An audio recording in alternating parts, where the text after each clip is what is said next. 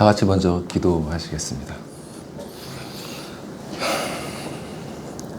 고마우신 아버지 하나님, 감사드립니다. 이 시간 주님의 말씀이 이렇게 선포되게 하시고 또 주님의 섭리 아래서 이렇게 사랑하는 성도들이 모여서 주님의 말씀을 듣게 하시니 감사드립니다. 이 시간 주님 홀로 이 시간 주관하시고 영광 받으시오며 전하는 자의 입술을 주관하사 온전히 당신의 뜻만을 선포하게 하여 주시고 또 듣는 이들에게 은혜를 더하사 볼 수 있는 눈과 들을 수 있는 귀를 허락하여 주시옵소서. 그리하여 주님께서 택하신 자녀들에게 허락하신 천국의 비밀을 깨닫는 놀라운 은혜가 이 시간 있을 수 있도록 함께하여 주시옵소서. 감사드리며 예수님의 이름으로 기도드리옵나이다. 아멘. 예, 오늘 씨 뿌리는 비유, 천국의 비밀이란 제목으로 말씀을 나누겠습니다. 아마 이 비유는 예수님이 하신 비유 중에 가장 유명한 비유가 아닐까 이런 생각이 듭니다. 그러니까 성경을 읽어보지 않은 분들도 또 교회에 다니지 않은 분들도 아마 이 비유는 한 번쯤 들어보셨을 것이라고 생각이 되는데요. 이 비유는 그 예수님 당시 또 예수님 이후에 그 초대교회 시절에서도 상당히 유명했던 걸로 생각이 됩니다. 그래서 성경에서도 이 오늘 읽었던 본문인 마태복음뿐만이 아니라 누가복음 또 마가복음에서도 동일한 말씀이 거의 비슷한 형태로 수록이 되어 있는 걸 볼 수 있습니다. 그래서 오늘 본문은 이제 13장 1절에서 9절까지이지만 이제 23절 그 뒤에 23절까지 또 예수님께서 이 비유에 대해서 설명을 하고 계십니다. 그리고 또 비슷한 설명들이 누가복음, 마가복음에도 나오고 있기 때문에 평행하는 그 본문들도 같이 아울러 보면서 오늘 말씀을 보도록 하겠습니다. 이 비유의 내용은 이제 방금 읽으신 본문 내용 그대로인데요. 정리를 해보면 씨 뿌리는 사람은 씨를 뿌리고 그리고 뿌려진 씨는 이제 각기 다른 환경, 각기 다른 컨디션의 땅에 떨어지죠. 그래서 사람들이 다니는 길가에 떨어진 씨는 새들이 와서 먹어버리고 이제 돌밭에 떨어진 씨는 싹이 나오지만 뿌리를 내리지 못해서 자라지 못하고 해가 내려쬐자 곧 말라버리고 가시떨기가 자라나는 곳에 떨어진 씨는 싹이 나서 자랐지만 이미 먼저 자리 잡고 있던 가시들이 자라서 더 이상 자라지 못하게 막았다 이렇게 되어 있습니다. 그리고 좋은 땅에 떨어진 씨는 잘 자라서 100배, 60배, 30배의 결실을 맺었다. 근데 여러분 이 얘기는 사실 너무 당연한 얘기입니다. 그렇죠? 예, 너무 당연한 얘기예요. 여기에 뭐 어떤 감동을 줄 만한 것도 없고 반전도 없고 또 뭐 특이하네 이렇게 생각할 만한 요소도 없고요. 예, 그저 당시 일상에서 그리고 자연에서 그냥 일어나는 일들 그대로 이렇게 이야기하는 그런 얘기입니다. 근데 이게 사실 굉장히 희한한 일이에요. 그러니까 지금 이 말씀을 하시는 예수님 앞에 정말 많은 사람들이 모여 있었거든요. 성경을 같이 보시면서 말씀을 보길 원하는데요. 자, 13장 2절 말씀에 보면 큰 무리가 그에게 모여들거늘 이렇게 말씀하고 있습니다. 그러니까 지금 이 사람들은 예수님이 이전에 하셨던 그 이적에 대한 소문을 들었거나 이미 경험했거나 그 말씀에 대한 소문을 들은 사람들이에요. 그러니까 나름대로 굉장히 예수님에 대한 기대를 가지고 온 것이죠. 예수님 이분이면 내 병을 고칠 수 있을 거야. 혹은 이런저런 여러 가지 어려움들에 대해서 지혜를 얻을 수 있을 거야. 아니면 더 나아가서 이분이라면 로마에서 우리 이스라엘을 구원해 주실 수 있지 않을까. 뭐 이런 제각각의 기대를 가지고 온 사람들입니다. 그리고 또 보시면 이 사람들이 이 말씀을 듣기 위해서 그래서 상당히 불편을 감수하고 있는 걸 볼 수 있어요. 그 2절에 계속 보시면 예수께서 배에 올라가 앉으시고 온 무리는 해변에 서 있었다 돼 있지 않습니까? 우리처럼 이렇게 편안하게 자리에 앉아 있는 게 아니라 그 젖은 땅에 앉을 수도 없는 그 젖은 땅에 다 서 있는 거예요. 지금 그 말씀을 들으려고. 얼마나 기대를 가지고 나와왔겠습니까? 근데 지금 예수님께서는 그렇게 기대를 가지고 나온 사람들 앞에서 이렇게 다 아는 뻔한 얘기를 지금 하고 계신 거예요. 이게 굉장히 희한한 일이죠. 그리고 한 말씀 더 붙이십니다. 9절에 귀 있는 자는 들어라. 귀 있는 자는 들어라. 자, 제자들이 이것이 너무나 궁금해서 10절에 보면 물어봅니다. 어찌하여 그들에게 비유로 말씀하십니까? 그러니까 이렇게 뻔한 얘기를 그냥 하실 리가 없는데 분명히 무슨 뜻이 있을 것인데 비유로 말씀하신 건데 왜 이렇게 말씀하셨을까? 그러니까 예수님의 대답이 사뭇 충격적이죠. 11절에 천국의 비밀을 아는 것이 너희에겐 허락되었는데 그들에게는 아니 되었다. 천국의 비밀을 아는 것이 그들에게는 허락되지 않았다. 그들이 그렇게 갈망하면서 모였는데 여기서 우리는 천국의 비밀을 아는 것이 나의 갈망함에 달려있지 않는다는 것을 알 수가 있습니다. 우리가 원한다고 해서 얻을 수 있는 게 아니에요. 천국의 비밀은. 그것을 알려주시는 주권은 오직 하나님께 있습니다. 근데 너무 감사한 것은 이 비유의 뜻을 아는 것이 제자들과 그리고 제자들과 함께 예수님을 따랐던 사람들에게 뿐만 아니라 하나님의 섭리를 따라 지금 이 말씀을 함께 읽고 나누고 있는 우리에게 허락되었다는 사실이죠. 예. 비록 우리 마음이 해변에 있던 그 사람들만큼 말씀에 대해서 갈망하고 있지 않는다고 하더라도 우리에게 이것이 허락되었다. 이것은 큰 은혜입니다. 자, 그러면 왜 해변에 있던 자들, 그 사람들에게 허락되지 않았을까요? 예수님께서는 그들에 대해 이렇게 말씀하시는데요. 13절에 그들이 보아도 보지 못하며 들어도 듣지 못하며 깨닫지 못함이니라. 그리고 이사야서를 인용하시면서 15절에 이 백성들의 마음이 완악하여져서 그 귀는 듣기에 둔하고 눈은 감았으니. 이들의 마음이 완악해졌습니다. 하나님이 그리고 그들을 그 완악함에 그대로 내버려 두고 계십니다. 이것을 이제 하나님의 유기하심이라고 부릅니다. 이 그대로 놔두는 것 자체가 하나님의 형벌을 지금 받고 있다는 것이죠. 사실 이것에 대해서 깊이 들어가는 건 오늘의 주제는 아닙니다. 하지만 다만 여기서 우리가 기억해야 될 것은 이것이 창조주의자 온 세상의 주관자이신 하나님의 주권에 속한 일이라는 사실입니다. 하나님께서는 당신이 만드신 피조물에 대한 모든 권리를 가지고 계십니다. 이것을 기억하는 것이 너무나 중요합니다. 이것을 꼭 잊지 마셨으면 좋겠습니다. 자, 이것을 기억하면서 이제 주님께서 본격적으로 이 비유에 대해서 설명을 해주고 계시는데요. 우리 함께 예수님의 설명을 읽으면서 이제 이 비유에 감추어진 천국의 비밀에 대해서 알아보겠습니다. 자, 그러면 이제 18절과 19절을 함께 읽어보겠습니다. 자, 시작. 그런즉 씨 뿌리는 비유를 들으라. 아무나 천국 말씀을 듣고 깨닫지 못할 때는 악한 자가 와서 그 마음에 뿌려진 것을 빼앗나니 이는 곧 길가에 뿌려진 자요. 자, 이 비유에는 세 가지 요소가 나오는데요. 먼저 씨, 그리고 씨를 뿌리는 자, 그리고 씨가 떨어지는 땅들입니다. 자, 그러면 이제 이 세 가지 요소에 대해서 하나씩 알아봅시다. 자, 씨는 무엇입니까? 방금 읽으신 대로 마태복음에서는 천국 말씀이라고 합니다. 그죠? 천국 말씀. 이 누가복음에서는 이것을 하나님의 말씀이라고 합니다.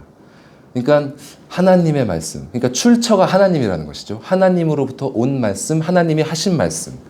그리고 천국 말씀. 그러니까 이 말씀의 내용은 천국에 대한 말씀일 것입니다.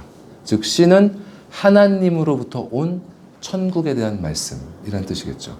자, 그러면 구체적으로 이 천국 말씀이 어떤 말씀일까? 사실 천국 말씀이라고 하면 넓게 보면 성경 전체가 되겠죠.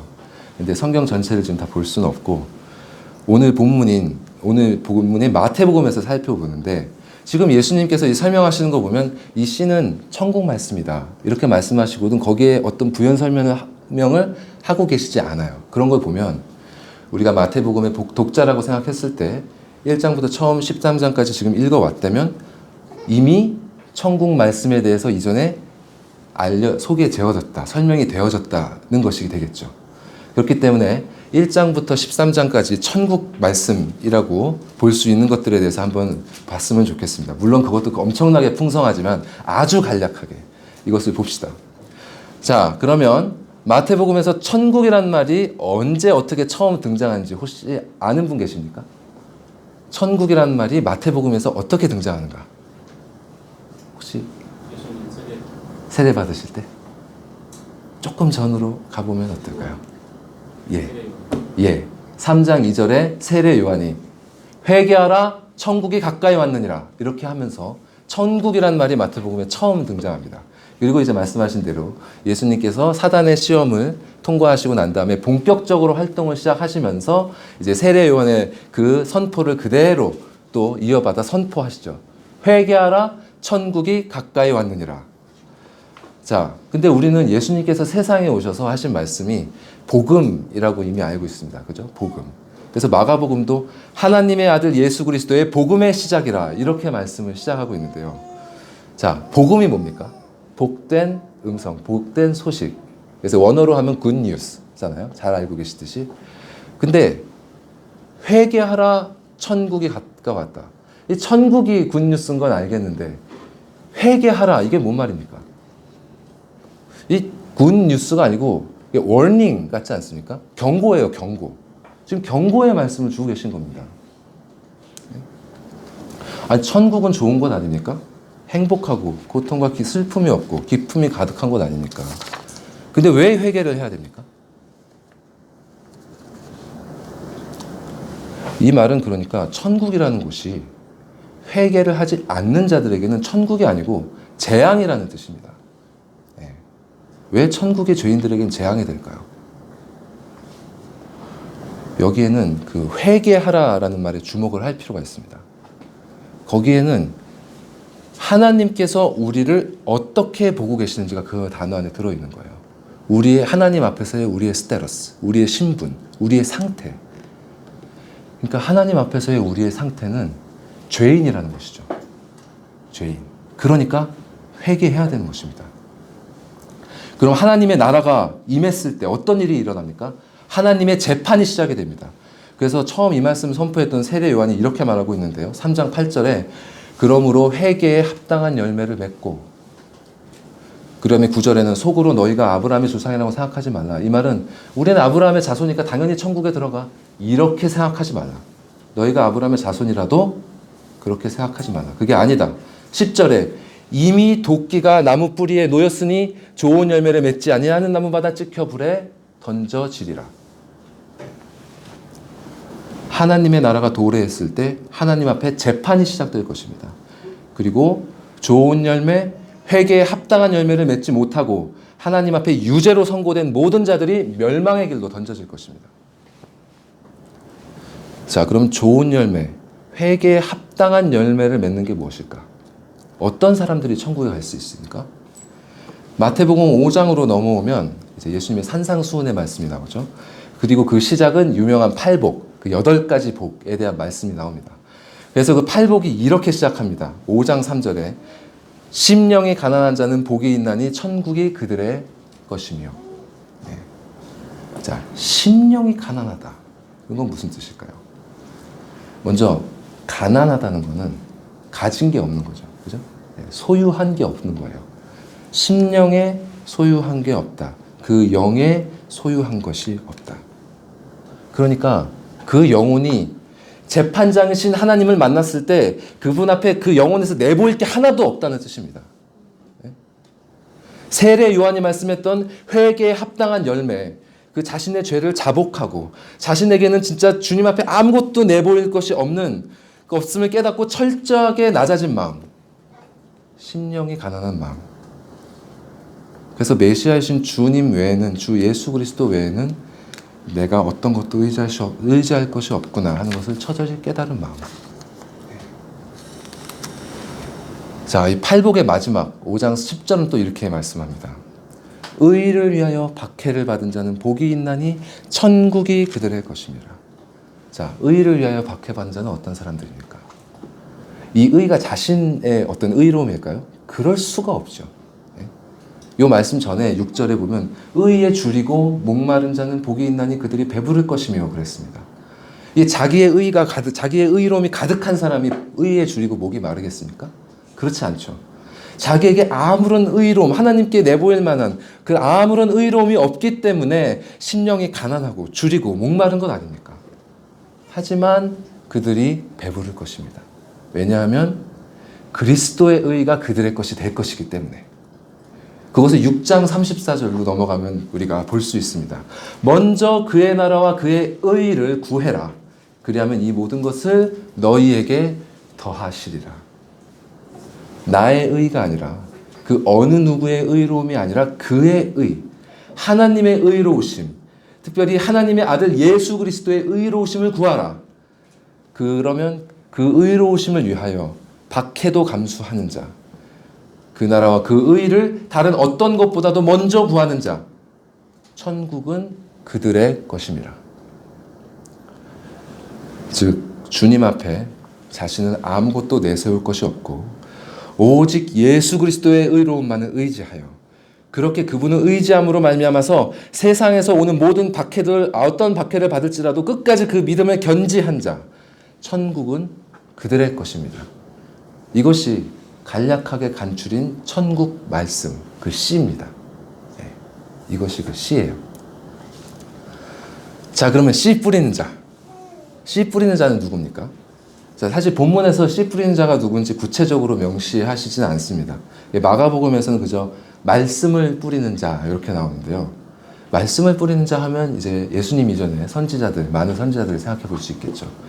그리고 예수님 후로 가서 또 이제 사도들, 제자들, 성경을 기록했던 초대교회 교인들, 이렇게 생각할 수가 있을 것입니다. 하지만 궁극적으로 말씀, 하나님의 말씀이 곧 예수 그리스도 아닙니까? 그리고 그 선지자들, 사도들, 제자들 모두 예수 그리스도의 말씀을 전하는 자들이죠. 그러니까 궁극적으로 하나님의 말씀을 뿌리는 자는 넓게 보면 삼위일체 하나님, 또 예수 그리스도라고 이렇게 볼 수가 있겠습니다. 자, 뿌리는 자.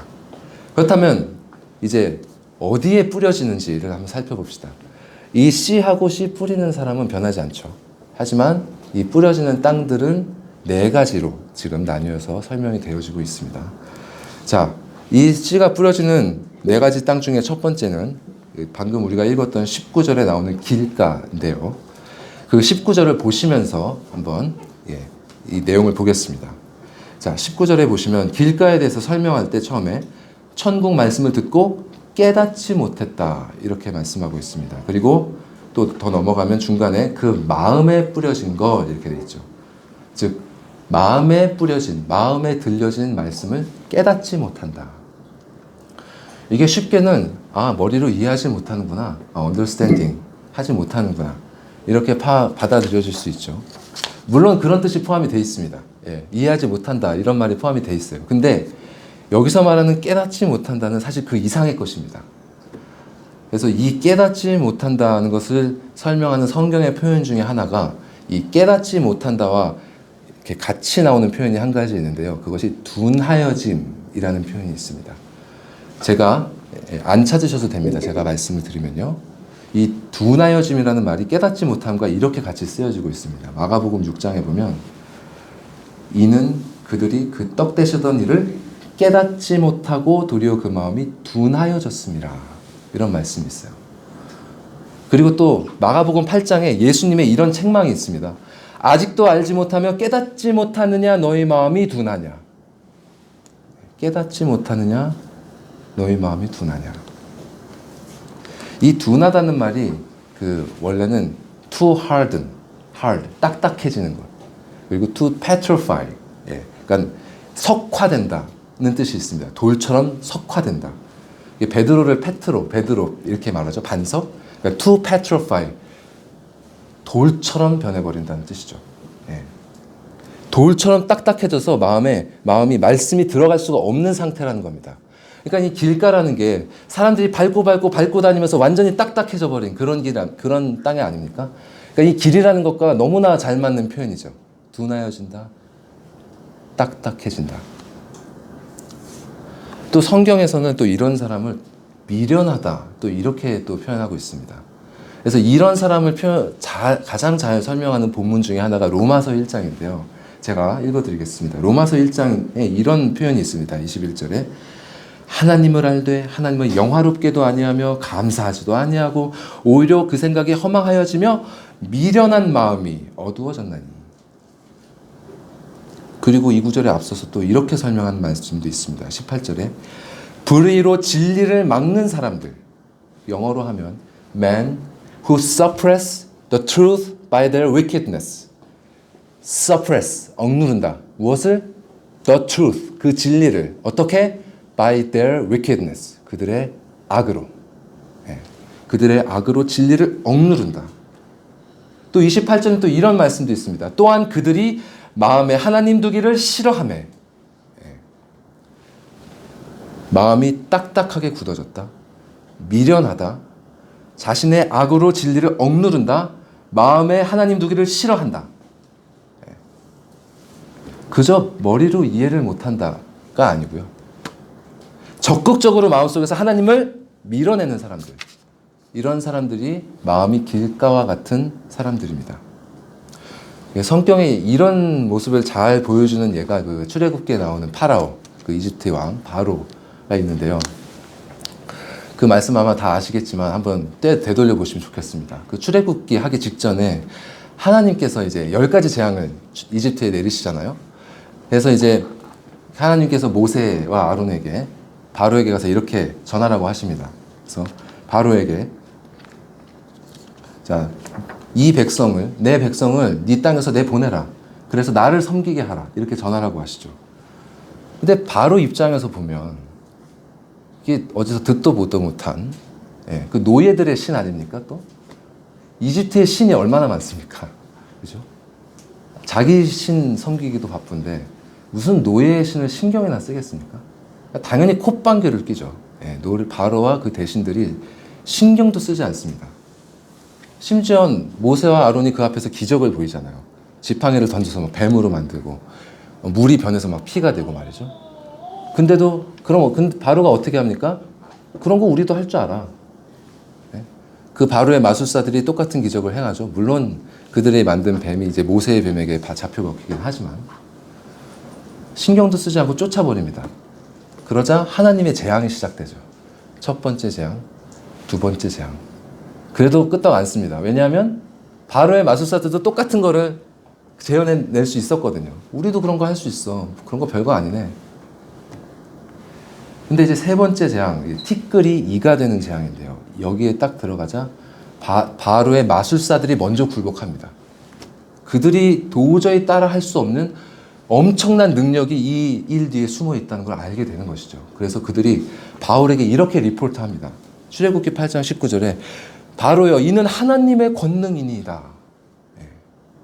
근데 바로 물러서지 않습니다. 바로는. 그래서 성경에는 바로의 마음이 더욱 완악하게 되었다 이렇게 말합니다. 그리고 넷째, 다섯째, 여섯째, 일곱 번째 재앙을 지나서 여덟 번째 이제 메뚜기 재앙이 되니까 이번에는 바로의 신하들이 백기를 듭니다. 그러면서 이렇게 바로에게 얘기하죠.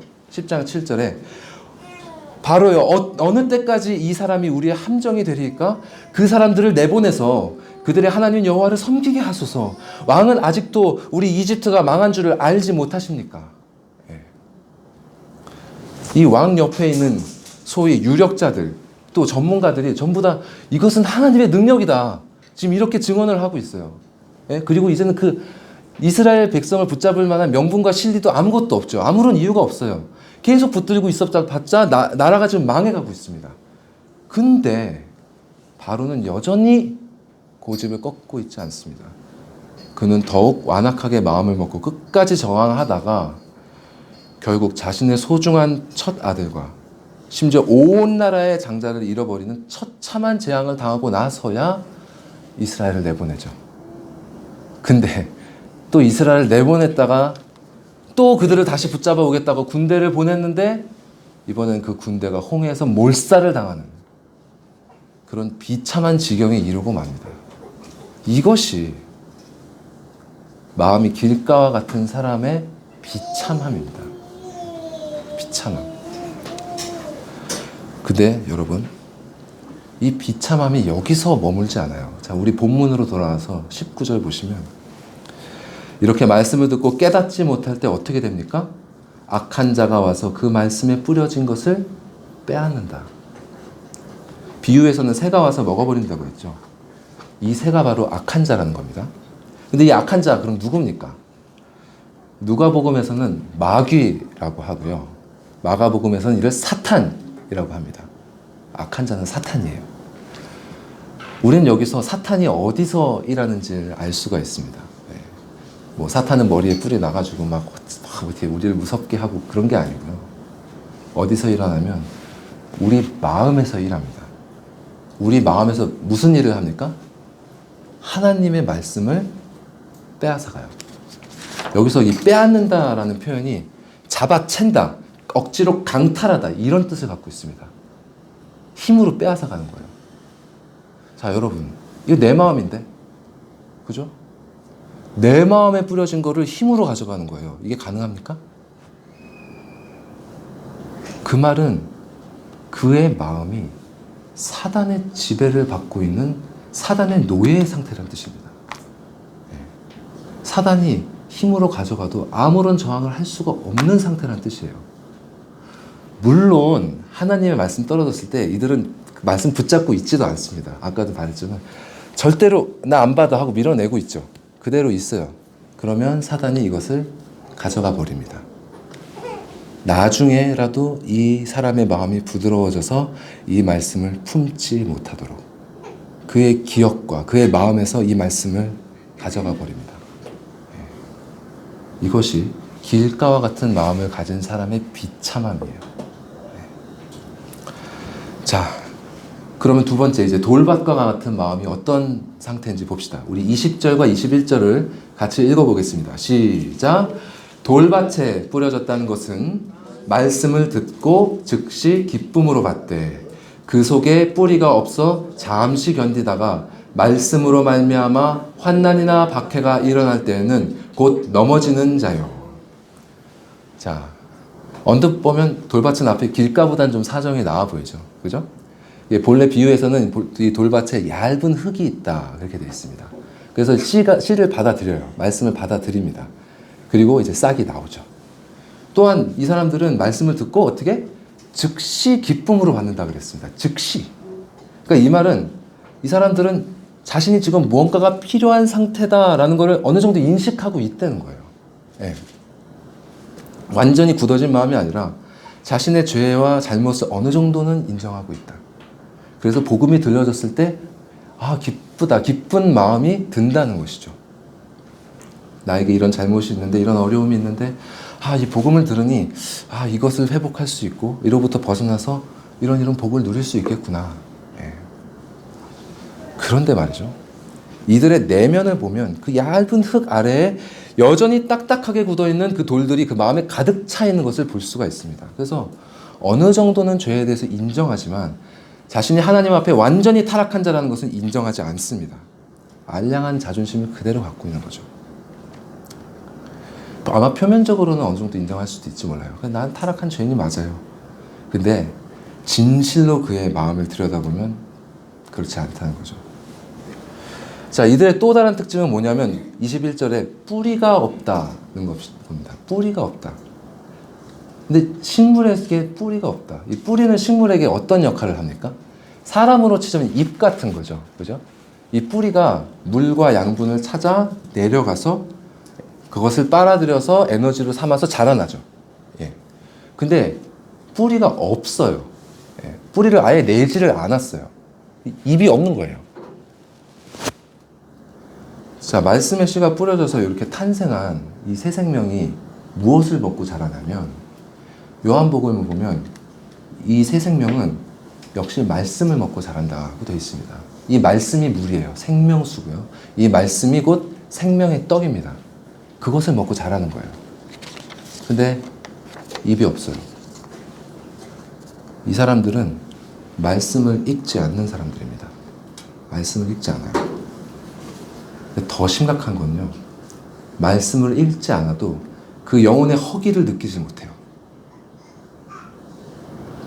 말씀을 듣고 읽고 성령의 조명 아래서 그 말씀을 깨달아야지 그 영혼이 자라나는데 영혼이 자라질 않아요. 그저 예전에 복음을 듣고 좀 기뻤고 그래서 교회 나가면 좋겠다. 그래서 스스로 그리스도인이라 하고 교회 나가고. 근데 이들의 결국이 어떻게 됩니까? 말씀으로 말미암아 환난이나 박해가 일어날 때는 곧 복음에서는 시련을 당할 때 배반한다. 이렇게 얘기합니다. 진정한 믿음이 아닌 것이죠. 진정한 믿음이 아니에요. 만약 말씀으로 인한 환난과 박해가 일어나지 않으면 어떨까요? 그럼 아마 어려움이 오기 전까지는 그 상태를 그대로 유지하고 있을지도 몰라요. 왜냐하면 잘하지는 못해도 뭐 해야 하는 것도 없으니까. 네. 요즘 현대 교회에 이런 분들이 참 많은 것 같습니다. 하지만 싹이 나와 있다고 해서 신앙생활을 한다고 해서 진정한 믿음이 있다고 볼 수는 없는 것이죠. 진정한 믿음은 무엇입니까? 로마서 8장 35절에 이렇게 선포하는 것이 진정한 믿음입니다. 누가 우리를 그리스도의 사랑에서 끊으리요? 환난이나 공고나 박해나 기근이나 적신이나 위험이나 칼이라. 진실한 믿음은 세상의 그 어떤 것도 우리를 그리스도의 사랑에서 끊을 수 없음을 아는 것입니다. 그리고 그렇게 드러나는 것이에요. 그것이 진정한 믿음입니다. 이 겉으로는 교회 다니고 믿음이 있는 것 같고 신앙생활을 하는 듯이 보여도 이들의 인생에 그 영혼의 위기가 닥치게 되면 그 본래 모습 드러나고 맙니다. 이분들은 복음 자체보다는 복음으로 인해서 딸려오는 그 유익함들에 더 관심이 많아요.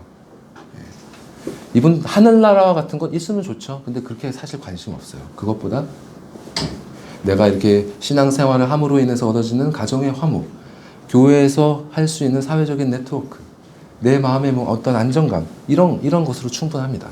네. 왜냐하면 그 내면에는 여전히 돌처럼 딱딱하게 굳어있는 그 자신의 의로움으로 인해서 가난한 것이 아니라 부유하니까요. 네. 이들은 하나님이 별로 필요하지 않습니다. 겉으로는 믿음이 있는 것 같으나 진정한 믿음은 없는 사람들, 이런 사람들이 돌밭과 같은 마음을 가진 사람들입니다. 자, 세 번째로 이제 가시떨기의 땅과 같은 마음을 살펴보겠습니다. 자, 22절 말씀을 함께 읽어봅시다. 22절 말씀 시작. 가시떨기에 뿌려졌다는 것은 말씀을 들으나 세상의 염려와 재물의 유혹에 말씀이 막혀 결실하지 못하는 자요. 여기는 또 앞에보단 좀 더 나은 것 같죠. 이미 어쨌든 가시떨기라는 식물이 자라고 있잖아요. 그러니까 어느 정도 흙도 있고 뭐 수분도 있고 그런 땅일 겁니다. 근데 가시떨기가 말씀보다 먼저 박혀 있어요. 이것이 말씀을 잘하지 못하게 한다고 하죠. 어떤 겁니까? 세상의 염려와 재물의 유혹, 이렇게 얘기합니다. 자, 그럼 세상의 염려라는 게 뭔지 살펴봅시다. 여기서 세상이라고 번역된 말이 사실은 이 시대, present age, 이런 뜻입니다. 네. 이게 예수님 당시의 그 시대, 이것만을 뜻하는 것이 아니라요. 말씀이 선포되어지고 있는 지금 이 시대, 그리고 특별히 지금 그 땅에 뿌려지고 있지 않습니까? 그 땅에 자라있는 가시잖아요. 말씀을 듣고 있는 그 사람의 그 현재, 지금을 얘기하는 겁니다. 세상이라는 거죠. 지금. 자, 그럼 염려는 뭡니까? 염려는 worry, anxiety, 걱정, 불안함, 우려, 그렇죠. 자, 그럼 염려가 왜 생깁니까? 걱정이 왜 생길까요? 걱정이라는 게 왜 생길까? 두려운 게 있는 거예요. 두려운 게 있으니까 걱정이 생기죠. 그죠? 두려운 게 있는 겁니다. 뭘 두려워하는 걸까요, 지금? 그 성경에 그 잠언 9장 10절에 이런 말씀이 있습니다. 아주 중요하고 유명한 말씀인데요. 여호와를 경외하는 것이 지혜의 근본이네요. 근본이요. 여기서 경외라는 말이 공경하면서 두려워한다, 이런 뜻입니다. 공경하면서 두려워한다. 그러니까 다른 것이 아니라 여호와를 두려워하는 것이 지혜, 그 지혜, 모든 지혜의 근본이라는 것이죠. 여호와를 두려워하는 것. 여호와를 두려워하는 것. 그러면 여호와가 아닌 것을 두려워하는 것은 지혜의 반대, 어리석은 것, 미련한 것이죠. 그러니까 세상의 염려, 지금의 염려라는 것은 하나님을 두려워하지 아니하고 지금 이 세상의 것, 지금 현 시대의 것, 지금 내 앞에 있는 것, 이 생의 것을 두려워하는 마음. 이것이 세상의 염려를 가진 사람의 마음인 것입니다. 자, 그럼 두 번째, 재물의 유혹이라는 건 뭡니까? 이 재물이라는 말은 이 wealth, abundance 이런 뜻입니다. 그러니까 풍부함, 풍성함 이런 뜻이에요. 이게 어떤 물질적인 풍성함, 풍부함 뿐만이 아니라 영적이고 정신적인 그런 풍부함까지 포함되는 개념입니다. 자, 그리고 유혹이라 그랬죠. 이 유혹이란 말은 그 유혹이라는 말과 덧붙여서 속임수라는 뜻도 있습니다. 요 동일한 단어가 다른 성경에서는 또 속임수라는 말로도 번역돼서 되어 있습니다. 자, 그러니까 재물의 유혹이라는 말은 풍부함, 풍성함의 유혹, 풍부함, 풍성함의 속임수 이런 뜻이죠. 자, 그러면 사람은 유혹은 또 왜 받습니까? 유혹. 왜 유혹이라는 것을 우리가 받을까요? 원하는 게 있기 때문이죠. 뭔가 원하는 게 있는 거예요. 갈망하는 게 있으니까 유혹을 받죠. 또 속죠. 그런 게 있으니까 속습니다. 이 말을 다른 표현으로 바꾸면 사랑하는 거예요. 사랑해서 간절히 사랑해서 원하는 것입니다. 재물의 유혹이라는 것은 그 풍성한 풍부함을 간절히 사랑하여 원하는 것입니다. 자, 아까 천국은 어떤 사람의 것입니까? 심령이 가난한 자의 것이라고 했는데 이들은 풍성함을 사랑합니다. 그러니까 하나님의 뜻이 아닌 다른 걸 사랑하는 거예요, 지금. 자기 영혼에, 자기 마음에, 자기 몸에, 자기 삶의 풍성함을 약속하는 것. 그거를 갈망하는 것이죠. 이것이 궁극적으로 나아가면 어디로 갑니까? 자기를 사랑하는 것. 자기를 사랑하는 것. 하나님이 아니라 다른 것. 특별히 더 자기를 사랑하는 것입니다. 자, 하나님이 아니라 다른 것을 더 두려워하는 것. 하나님이 아니라 다른 것을 더 사랑하는 것. 이게 인간이 지을 수 있는 가장 심각한 죄 아닙니까? 이것을 구약 성경에서 뭐라고 하냐면요. 이것을 우상숭배라고 하는 거예요. 우상숭배가 뭐 만들어갖고 거기다 절하고 이런 게 아니라요. 하나님이 아닌 다른 것을 더 두려워하고 하나님이 아닌 것을 더 사랑하는 마음. 이게 우상숭배입니다. 이것이 가시던 불에 딴 것 같은 마음을 가진 사람의 마음의 상태입니다. 그래서 결국 이들이 어떻게 됩니까? 가시가 그대로 있습니까? 자라나요. 염려가 자라납니다. 그래서 싹을 막아요. 하나님이 아니라 다른 것에 대한 염려, 다른 것에 대한 열망이 더 크게 자라납니다. 그래서 어느 정도 세월은 아마 이 둘 사이에 같이 갈 수 있을지도 몰라요. 근데 누가복음에 이 말씀을 단호하게 얘기하고 있습니다. 16장 14절에 예수님께서 집 하인이 두 주인을 섬길 수 없나니 혹은 이를 미워하고 저를 사랑하거나 혹은 이를 중히 여기고 저를 경히 여길 것임이니라. 너희는 하나님과 재물을 겸하여 섬길 수 없느니라. 결국 이 사람들도 믿음을 저버릴 것입니다. 자, 마지막으로 이제 좋은 땅에 대해서 살펴보겠습니다. 좋은 땅은 이제 지금까지 제가 말씀드렸던 이 모든 것의 반대가 되겠죠. 자, 같이 23절을 한번 읽어볼까요? 23절. 같이 읽어보겠습니다. 시작. 좋은 땅에 뿌려졌다는 것은 말씀을 듣고 깨닫는 자니 결실하여 어떤 것은 100배, 어떤 것은 60배, 어떤 것은 30배가 되느니라 하시더라. 듣고 깨닫습니다. 듣고 깨닫습니다. 지식적으로 이해할 뿐만 아니라 겸손하게 마음으로 말씀을 받아들입니다. 자, 이렇게 이들이 말씀을 받아들일 수 있는 이유는 오직 하나님의 은혜입니다. 오직 하나님의 은혜. 이 인간은 이 딱딱한 마음을 부드럽게 할 수 없어요. 에스겔 11장 19절에 누가? 하나님께서 말씀하십니다. 내가 그들에게 한 마음을 주고 그 속에 새 영을 주며 그 몸에서 돌 같은 마음을 제거하고 살처럼 부드러운 마음을 주며. 하나님께서 하십니다. 이렇게 부드러운 마음을 갖게 된 것은 앞서 말씀드린 다른 땅의 모습에 역행을 하는데요. 보십시오. 이들의 마음에서는 그 풍성함의 유혹이라는 것이 뽑혀져 나갔습니다. 그 가시가 뽑혀져 나갔어요. 왜냐하면 복음의 진리가 주는 그 풍성함과 비교해서 이것이 얼마나 헛되고 헛된지를 깨달았기 때문입니다. 또 이들은 그 마음에서 이생의 두려움이 뽑혀져 나갔어요. 왜냐하면 하나님이 아닌 것을 두려워하는 게 얼마나 바보 같고 어리석은 것인지를 깨달았기 때문입니다. 또 이들의 마음속엔 그 돌같이 굳어져 있던 것들이 모두 깨져버렸습니다. 표면적으로만 죄를 인정하는 것이 아니라 자신을 심판하시는 하나님 앞에 정말 내세울 것이 하나도 없는 내가 죄인이라는 것을 뼛속까지 깊이 깨달았기 때문에 그 마음에 굳은 것들을 산산이 부서지고 내던져졌습니다. 기경된 것이죠.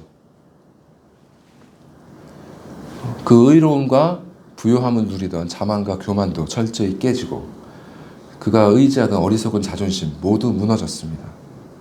그리고 그 하나님의 재판정 앞에서 하나님 앞에서 의롭다 인정하심을 받을 수 없는 것, 그분 앞에 합당하게 의인으로서 판결을 받을 수 없다는 그 현실을 직시하게 됩니다. 그래서 시편 51편에 다윗이 그 죄를 고백하면서 하나님 앞에서 고백하면서 이렇게 얘기하죠. 하나님께서 구하시는 제사는 상한 심령이라. 상한 심령이라. 하나님이여 상하고 통회하는 마음을 주께서 멸시하지 아니하시리로다. 그래서 이들은 하나님의 하나님 되심을 인정합니다. 하나님이 나와 세상의 창조주이시며 그가 모든 것을 주관하는 주권자이시고 전적으로 타락한 죄인인 자신을 구원해 주실 수 있는 분은 바로 그분뿐임을 인정하는 것이죠. 마가복음에 예수님께서 이런 말씀하시죠. 유명한 말씀. 건강한 자에게는 의사가 쓸데가 없고 병든 자에게가 쓸데가 있나니 나는 의인을 부르러 온 것이 아니요 나는 스스로를 의인이라 생각하는 자를 부르러 온 것이 아니요 죄인을 부르러 왔도다. 그래서 이들은 자신이 병들었음을 알기 때문에 심령이 가난합니다. 이 병을 고쳐주실 수 있는 분이 주님뿐이라는 걸 압니다. 그래서 그분을 갈망해요. 이들이 하나님의 재판에서 살아남을 수 있는 길은 오직 그 재판에서 믿는 자를 대신해 주시는, 자신을 대신해 주실 예수님의 의로우심을 붙드는 것뿐이기 때문에 그 의를 위해서 세상에서 어떤 핍박을 받는다고 할지라도 절대로 그분을 포기하지 않습니다. 천국은 바로 이런 사람의 뜻일 것입니다. 그리고 이런 사람은 말씀에서 약속하신 바와 같이 30배, 60배, 100배의 결실을 맺을 것입니다. 이것이 좋은 밭과 같은 마음을 가진 사람이고 천국의 비밀입니다. 이제 마지막으로 세 가지 경우의 적용점들에 대해서 말씀을 드리고 말씀을 맺을까 합니다. 먼저 자신이 처음에 나오는 세 가지 땅, 길가, 돌밭, 그리고 가시덤불의 땅과 가시덤불의 땅과 같은 마음을 가지셨다면 회개하십시오. 천국이 가까이 왔습니다. 나는 가시덤불의 땅 비슷하지만 그래도 길가 돌밭 같은 마음보단 그렇지 않습니다. 조금도 나은 게 없어요. 그 결말은 똑같습니다. 하나님의 진노의 심판이 있을 것입니다. 여러분의 죄를 회개하십시오. 하나님보다 다른 것을 더욱 사랑했던 것에 대해서, 하나님보다 다른 것을 더욱 두려워했던 것에 대해서 용서를 구하십시오. 어떤 신앙생활, 또 종교생활로 얻는 어떤 유익에만 관심을 가지고 하나님의 진리의 말씀을 멀리했던 죄에 대해서 회개하십시오. 자신의 의로움을 굳게 잡고 진리의 말씀을 거부하면서 하나님의 하나님 되심을 인정하지 않는 그 죄, 회개하십시오. 그리고 여러분을 고치고 회복시켜 주실 수 있는 분은 그분뿐임을 인정하시고 그분께 매달리십시오. 그분밖에 희망이 없습니다. 여러분에게는 아직 기회가 있습니다. 그 기회를 놓치지 마십시오. 여러분 생에서 다른 어떤 일보다도 이것이 중요한 일입니다. 여러분의 생명보다도 중요한 영혼이 걸려있는 일임을 잊지 마십시오. 두 번째로, 자신이 좋은 땅과 같은 마음을 가지고 있고 30배, 60배, 100배, 그 정도는 아니지만 어느 정도 결실을 맺고 있다고 생각이 되십니까? 그러면 먼저 주님의 말씀 앞에 진지하게 여러분의 마음과 그 열매들에 대해서 점검하십시오.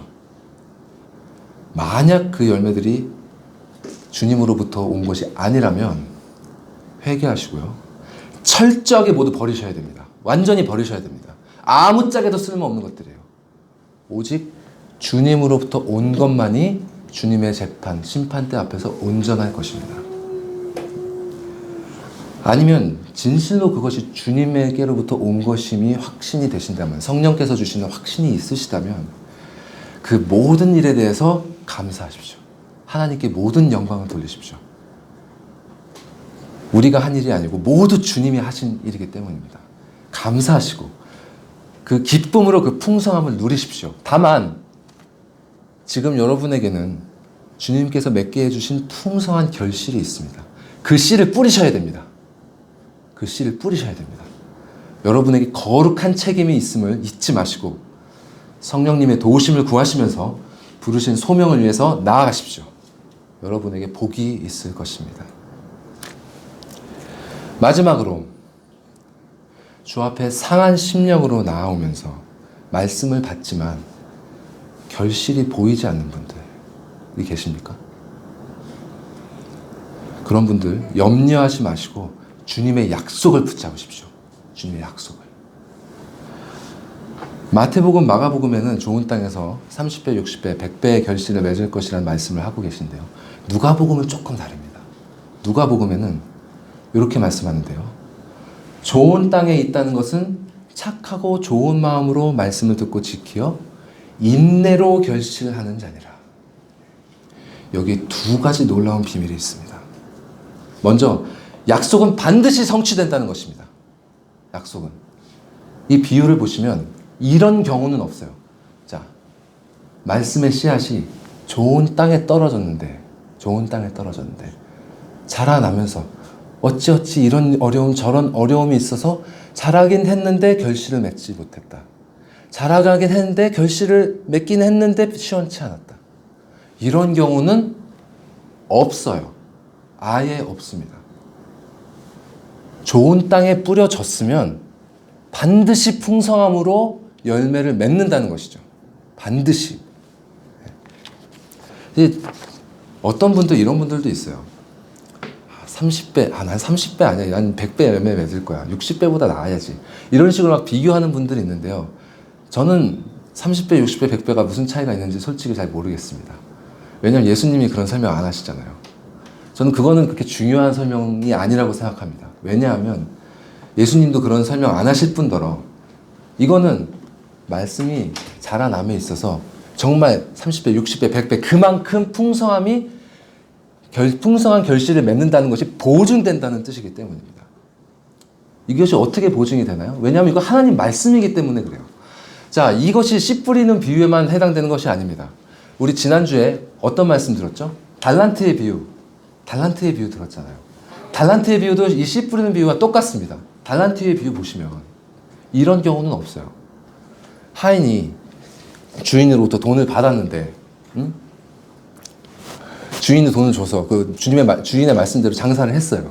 장사를 했는데, 근데 이런저런 사업에 어려움이 있어서 막 스트러글이 있어서 이윤을 맺지 못했다, 손해를 봤다, 아니면 이윤이 시원찮았다? 이런 경우는 없습니다. 말씀에 따라서 장사를 했으면 무조건 2배라고 됐죠. 물론 2배 국한되는 것이 아니지만 그만큼 풍성한 열매를 맺는다는 것이죠. 장사를 하지 않았으면 심판을 받는다.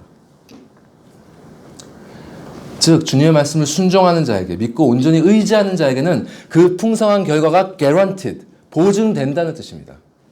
근데 여러분 용기를 잃지 마시되 이것을 또 잊지 마십시오.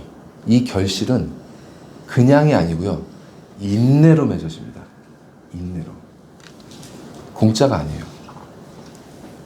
하나님의 뜻이니까 결국 이루어지겠지. 내가 뭐 하지 않아도 그분이 알아서 하시겠지. 일단 맞습니다. 하나님의 뜻은 이루어질 것입니다. 하지만 구원을 받고자 하는 그의 뜻은 이루어지지 않을 것입니다. 한 달란트를 받고 땅에 파부는 자든 후에 바깥에서 슬피 울며 이를 갈미 있을 것입니다. 이 결실은 인내로 맺어집니다. 이 인내는 당연히 내 힘으로 할 수 있는 게 아니죠. 주님의 약속을 굳게 붙잡고 그분께 힘을 구하십시오.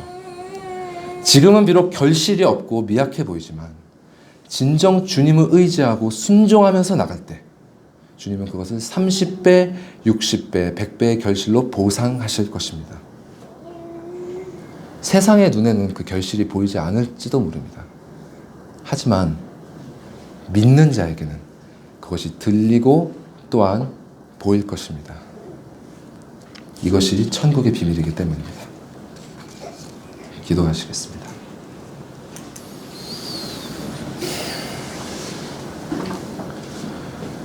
고마우신 하나님 아버지,